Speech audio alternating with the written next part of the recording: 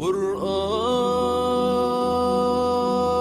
كريم محفوظ والمؤمن اللي يفوز يشفع له في البلوى.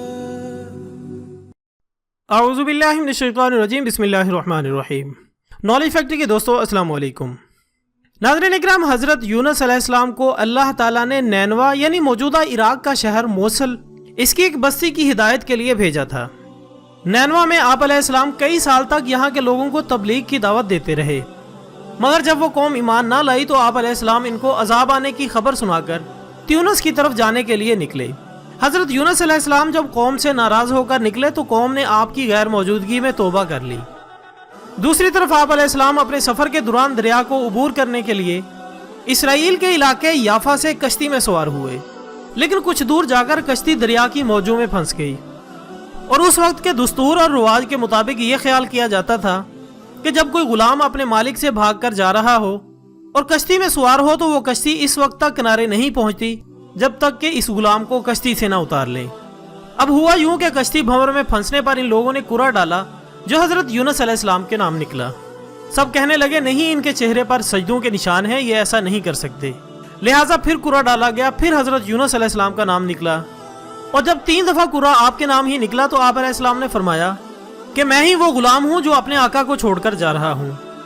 آپ نے خود ہی دریا میں چھلانگ لگا دی تاکہ دوسرے لوگ کنارے پر پہنچ جائیں.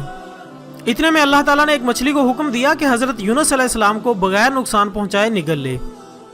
اس طرح حضرت یونس علیہ السلام مچھلی کے پیٹ میں آ گئے اور یہ آپ پر ایک کڑا امتحان تھا. نالج فیکٹری کے دوستوں، حضرت یونس علیہ السلام کو مچھلی کے پیٹ میں جانے کی وجہ سے ذوالنون اور صاحب الحوت بھی کہا جاتا ہے، کیونکہ نون اور حوت دونوں کا معنی مچھلی ہے.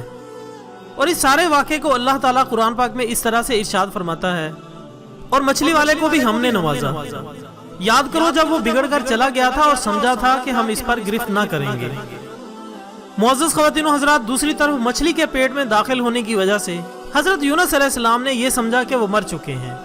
آپ نے فوراً بارگاہ الہی میں اپنی ندامت کا اظہار کیا اور توبہ استغفار کی، کیونکہ وہ وحی الہی کا انتظار اور اللہ تعالیٰ سے اجازت لیے بغیر اپنی قوم سے ناراض ہو کر نینوا سے نکل آئے تھے. ان کی معافی کو قرآن پاک کی سورت انبیاء میں یوں بیان کیا گیا ہے: آخر کو اس نے تاریکیوں میں پکارا کہ تیرے سوا کوئی خدا نہیں، تیری ذات پاک ہے، بے شک میں نے قصور کیا. دوستو، جب اللہ تعالیٰ نے حضرت یونس علیہ السلام کی پرسوز آواز کو سنا اور دعا قبول کی تو مچھلی کو حکم ہوا کہ حضرت یونس علیہ السلام کو جو تیرے پاس ہماری امانت ہے اگل دے. چنانچہ مچھلی نے دریا کے کنارے حضرت یونس علیہ السلام کو 40 روز بعد زندہ سلامت اگل دیا. وہ ایسی ویران جگہ تھی جہاں نہ کوئی درخت تھا اور نہ سبزہ، بالکل چٹیل میدان تھا، جبکہ حضرت یونس علیہ السلام بے حد کمزور ہو چکے تھے. حضرت ابن عباس رضی اللہ تعالیٰ عنہ سے روایت ہے کہ حضرت یونس علیہ السلام نومولود بچے کی طرح ناتواں کمزور تھے. آپ کا جسم بہت نرم و نازک ہو گیا تھا اور جسم پر کوئی بال بھی نہ تھا. چنانچہ اللہ تعالیٰ نے اپنی رحمت سے حضرت یونس علیہ السلام کے قریب کدو کی بیل اگا دی تاکہ اس کے پتے آپ پر سایہ کیے رہیں. اسی طرح اللہ تعالیٰ کے حکم کے مطابق ایک جنگلی بکری صبح و شام آپ کو دودھ پلا کر واپس چلی جاتی. یہ سب اللہ تعالیٰ کی رحمت اور فضل ہی تھا، ورنہ آپ ضعیف اور کمزور تر ہوتے چلے جاتے. حضرت یونس علیہ السلام کی اس کیفیت کو قرآن پاک اس طرح سے بیان کرتا ہے: آخر کار ہم نے اسے ایک بڑی سقیم حالت میں ایک چٹیل زمین پر پھینک دیا اور اس پر ایک بیلدار درخت اگا دیا.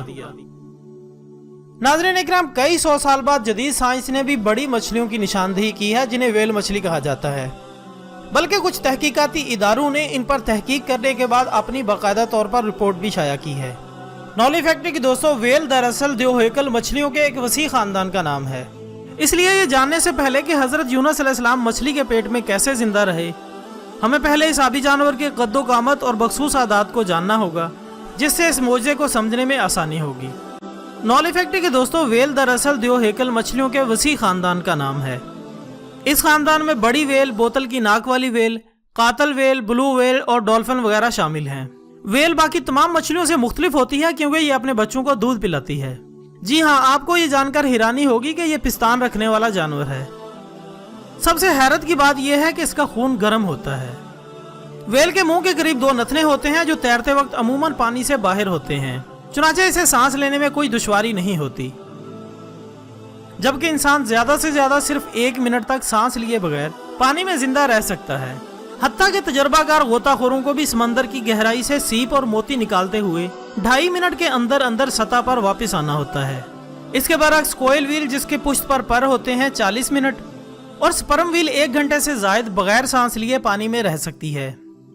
मोअज़्ज़ज़ ख़वातीन और हज़रात, वेल की जिसामत 4 था 100 फुट और वजन 100 पाउंड था 150 टन होता है।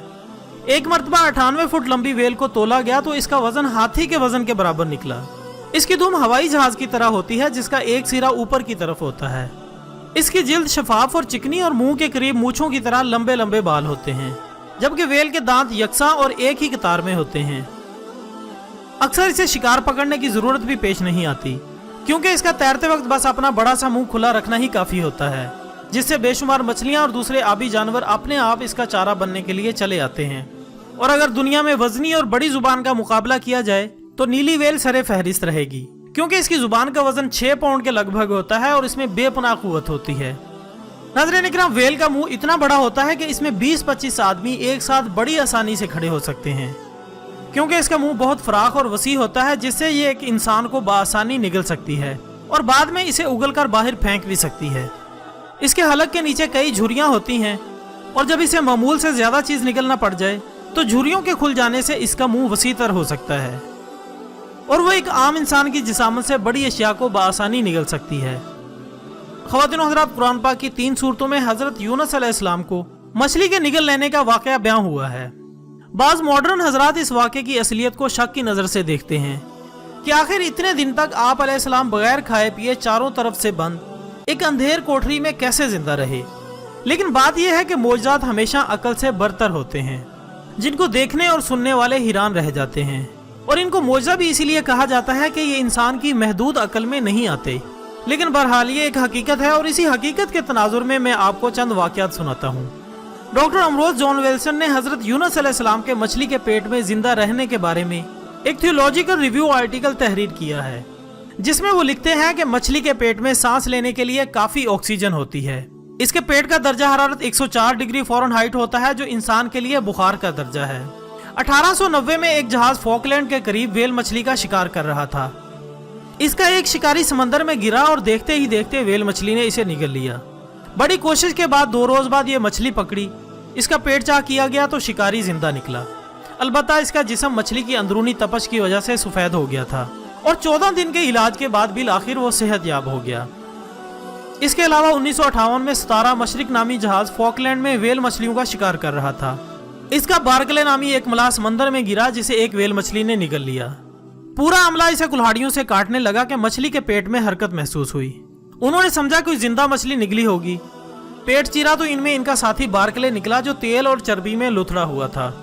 इसने अपनी आप बीती सुनाई कि जब मैं समंदर में गिरा तो मैंने पानी में एक शदीद सरसराहट महसूस की, जो एक वेल मछली की दुम से पैदा हो रही थी। मैं बेख्तियार इसकी तरफ खींचा जा रहा था। अचानक मुझे एक तारीकी ने अपनी लपेट में ले लिया। मैंने अपने आप को एक नरम मगर तंग रास्ते से गुजरता हुआ महसूस किया। कुछ देर बाद मैंने महसूस किया कि एक वसी तर जगह में हूँ। इर्द गिर्द नरम और चिकनी दीवारें खड़ी हैं, जिन्हें मैंने हाथ से छुआ तो हकीकत खुली कि मैं वेल मछली के पेट में हूँ। मैंने खौफ की जगह इत्मीनान हासिल करने की कोशिश की। मौत को वेलकम करने के लिए तैयार होने लगा। यहाँ रोशनी बिल्कुल न थी, अलबत्ता सांस ले सकता था। सांस लेने पर हर बार एक अजीब सी हरारत मेरे अंदर दौड़ जाती। आहिस्ता आहिस्ता कमजोर होता चला गया, अपने आप को बीमार महसूस करने लगा। इसके बाद क्या हुआ मुझे कुछ मालूम नहीं। अब जो मैंने आंखें खोली तो अपने आप को जहाज के कप्तान के कमरे में पाया। बार्कले को अस्पताल में दाखिल कर दिया गया, जहां वो मुकम्मल तौर पर सेहतयाब हो गया। ख़वातीन और हज़रात, ये खबर जब अखबारात में शाया हुई तो इल्म और साइंस की दुनिया में तहलका मच गया। कई नामानिगारों ने इंटरव्यू लिया। एक मशहूर साइंसी जर्नल के एडिटर मिस्टर MD पॉल ने मुकम्मल तौर पर तहकीक करने के बाद लिखा कि इस हकीकत के अया होने पर मैं तस्लीम करता हूँ कि हज़रत यूनुस अलैहिस्सलाम के मुतालिक आसमानी किताबों में जो वाक़या बयान किया गया है वो हरफ ब हरफ सही है, और इसमें शक करना एक जिंदा हकीकत को झुठलाने के बराबर है। नाज़रीन इकराम, अगर आपको हमारी आज की वीडियो पसंद आई हो तो इसे ज़्यादा से ज़्यादा लाइक कीजिएगा और अपने दोस्तों के साथ ज़रूर शेयर करें। कल इंशाल्लाह मिलते हैं एक नए टॉपिक के साथ। तब तक के लिए इजाज़त दीजिएगा। अपना दोस्तों, रिश्तेदारों और गिरदोनवा के तमाम लोगों का बहुत ख्याल रखिएगा। अल्लाह हाफिज़।